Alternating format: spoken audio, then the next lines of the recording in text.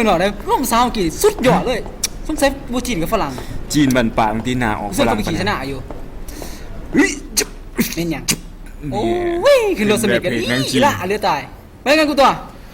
3-2หันไปบ่ สิถามยังกูก็มานะมึงกูก็ไปนะมึงขนาด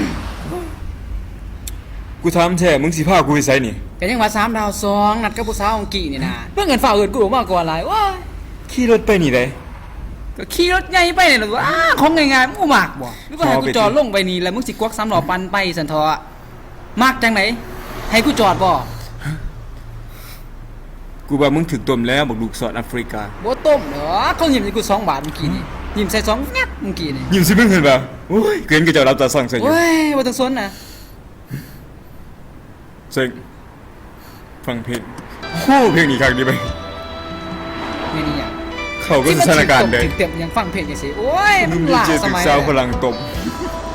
เศร้าๆๆๆเขาฟังเพลงเดี๋ยวนี้ฮิปฮอปต้นแบบหมอลำเขาบ่ฟังแล้วลูกทุ่งสิมันล้าสมัยโอ้ย เลือกตัวใจ ต้องฟังเพลงนี้นี่จังซี่นี่แหละ ป้า มาเถอะแม่เนี่ย มาคิดผักไงจึงแมนไม่เห็นคือเว้ยขึ้นได้จริง เพิ่นว่าฮิปฮอปผสมแบบหมอลำบ้านหน้าคักไปครับโยโย ฟังยังเห็นมันห่างห่างตาแน่ น้อพ่อตะเดียวเราละแม่นเห็นหน้า หัวเดิน เห็นบ่นี่ฮอดแล้วไปมาเนี่ย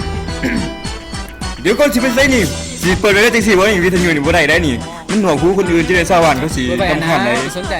จะได้ก็เจ้าสิแกงแก้วใส่หัว ไป น่ะ เต้นกันแหละ อยู่เทวบ้านกูมีอะไรถือแกงแก้วใส่หัวนี่ย้อนเปิดเพลงนั่นนี่แหละ เปิดไปอยู่หั่นแหละโอ้ย